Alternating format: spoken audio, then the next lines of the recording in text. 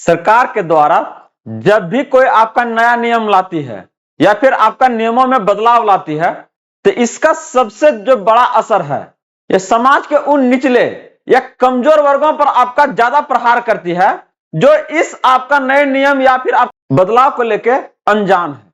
और हमारा शासन व्यवस्था भी इन्हीं लोगों को अपना टारगेट करती है और सताने का काम करती है। ऐसा ही कुछ आपका वाहन चालकों के नियमों को लेके है, जहां पर 60 प्लस उम्र वाले वाहन चालकों को आपका सावधान किया जा रहा है, नहीं तो वाहन जब्त का आपका प्रक्रिया अपनाई जाएगी। सरकार के द्वारा कुछ इस तरीके से इस नियम को आपका सामने ला रहा है। तो बदलाव कौन से हैं और यहां पर मोटर व्हीकल एक्ट 1988 इसके बारे में क्या कहता है, सारी जानकारी आज के इस अपडेट में हम आपके लिए लेके आए हैं। नमस्कार friends, welcome to Good News. बात करने जा रहे हैं सरकार के उन बदलाव को लेके, जहां पर आपका 60 प्लस उम्र वाले लोगों को आपको टारगेट किया जा रहा है कि आने वाले समय में उनको आपका वाहन चलाना बहुत मुश्किल पड़ सकता है। और इसी को लेके आपका हम लोग 1988 का आपका मोटर व्हीकल एक्ट के बारे में भी जानेंगे कि कैसे ये लोगों को आपका संरक्षण प्रदान किया था।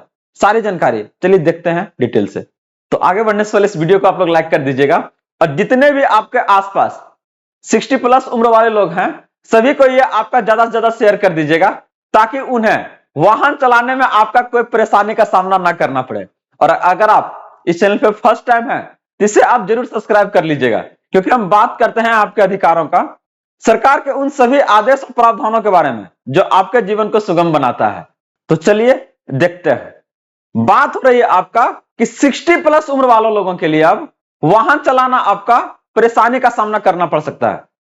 ऐसे में बता दें, बहुत सारे चैनल और आपका न्यूज के माध्यम से ये चीजें क्या है ना एकदम सर्कुलेट कर रहा है, जहां पर यह बताया जा रहा है कि अब जितने भी आपका 60 प्लस आपका उम्र वाले वाहन चालक है सभी को आपका गाड़ी चलाना मुश्किल पड़ सकता है। तो ऐसे में आप अपने को सुरक्षित और ये सारी परेशानी से बचना चाहते हैं तो उन सभी नियमों को आपको जानकारी रखनी चाहिए जो भारत सरकार के द्वारा पहले से आपके लिए बना के रखी गई है, ताकि आप इस तरह की अफवाहों से आपके ऊपर कोई प्रभाव ना पड़े।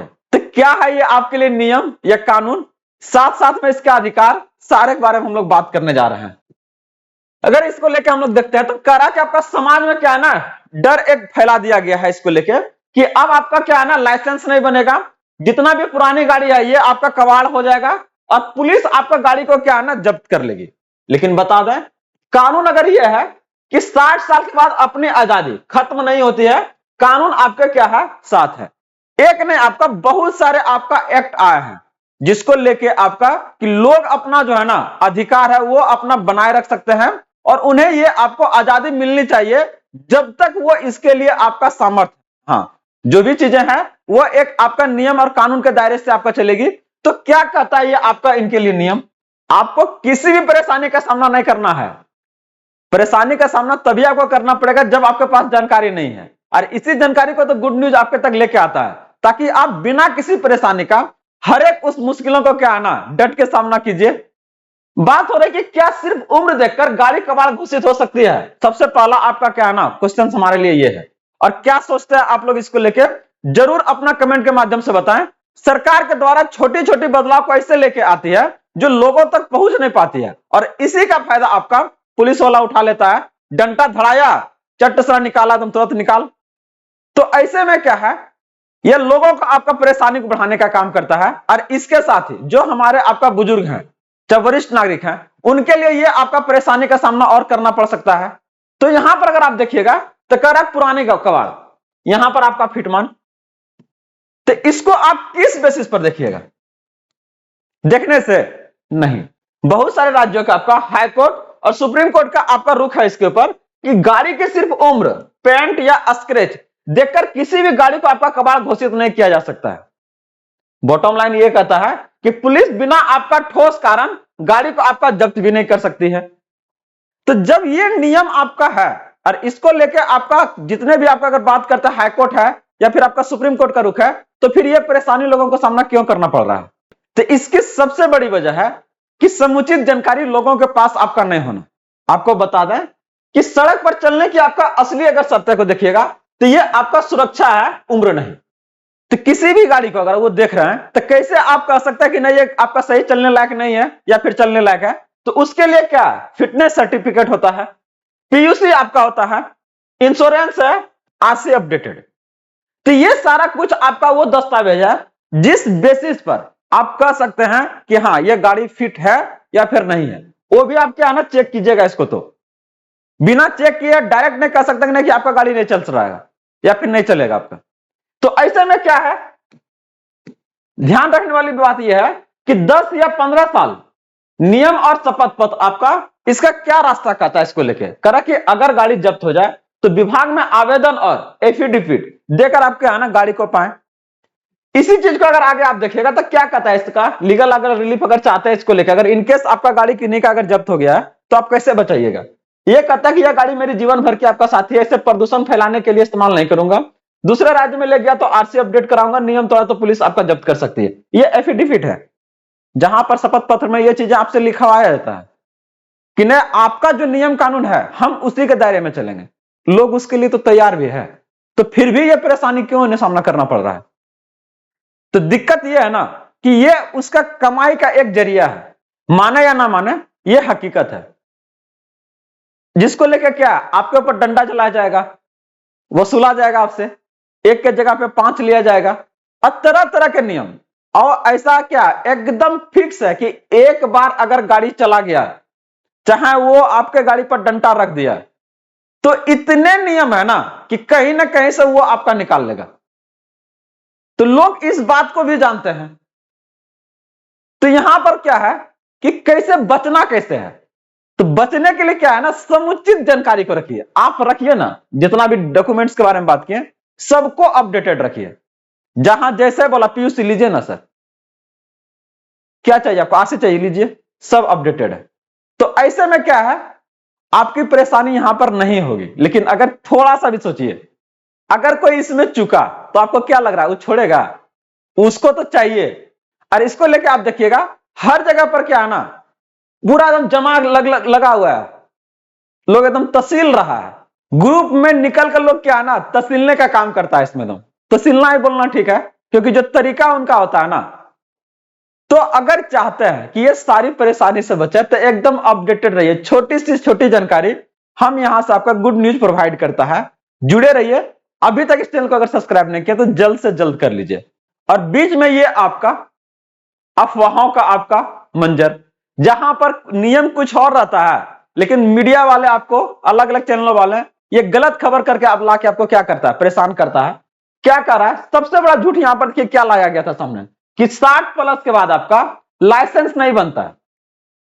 मोटर व्हीकल्स एक्ट अगर 1988 को देखिएगा, जिसमें आपका न्यूनतम उम्र का आपका चर्चा है कि 18 साल होना चाहिए, लेकिन अधिकतम उम्र का आपका कोई चर्चा इसमें किया ही नहीं गया है।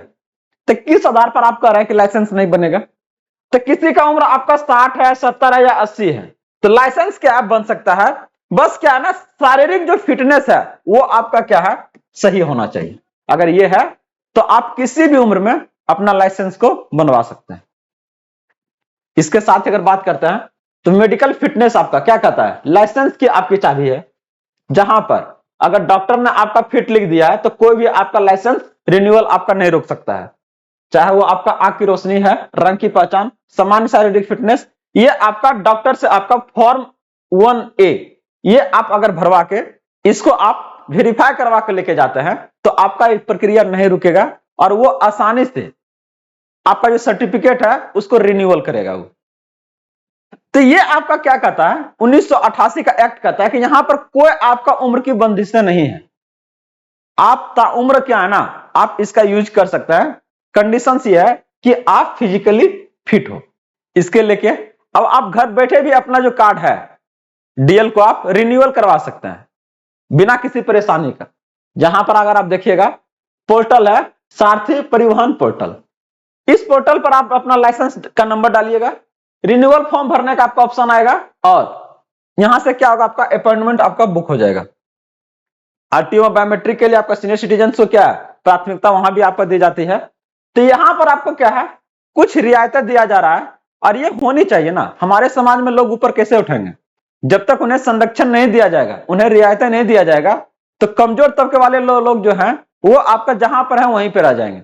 तो ऐसे में ये हमारा दायित्व बनता है कि उन्हें इस तरह की रियायतें दिया जानी चाहिए, इस तरह की प्राथमिकता दिया जानी चाहिए, ताकि वो क्या है ना, अपना जो जीवन है बेहतर तरीका से जी सके। तो हमारा यहां से आपका अगर देखिएगा तो कह रहा आपकी सुविधा और लाइसेंस की वैधता, अगर कोई 60 से 70 वर्ष है तो ये आपका 5 साल होता है, 70 प्लस अगर वर्ष है तो इसकी वैधता आपका 2 साल होता है। इसके जस्ट बाद फिर से इनको क्या करवाना पड़ेगा, रिन्यूअल करवाना पड़ेगा।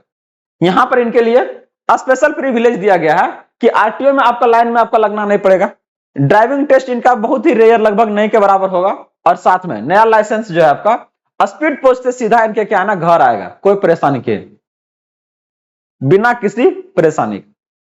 तो करा अधिकार के साथ जिम्मेदारी क्या कहता है, आपका क्या जिम्मेदारी होनी चाहिए उसको छोड़ दीजिए, हमारा अपना क्या जिम्मेदारी होनी चाहिए। नियमित आंखों का जांच करवाइए, चश्मा अगर है जरूरी तो पहनिए, हेलमेट सीट बेल्ट अनिवार्य है, थर्ड पार्टी इंश्योरेंस हमेशा क्या है ना अपडेट रखिए, क्योंकि बता रहे कि एक नहीं, उसका धंधा यही है कि अगर वो आपके सामने आया तो कहीं ना कहीं फंसा लेगा।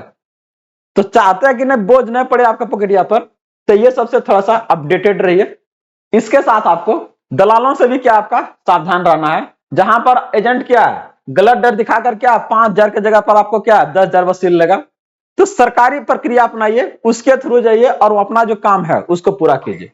तो याद रखिए यह समाज आपका सिर्फ एक सेक्शन चाहे एक कम्युनिटी से नहीं बनता है, हर एक कम्युनिटी से बनता है, और सरकार का यह आपका दायित्व है कि ऐसे नियम प्रक्रिया लाए ताकि सभी के लोगों का जो जीवन स्तर है वो आपका आरामदायक से रहे और सही से कटे।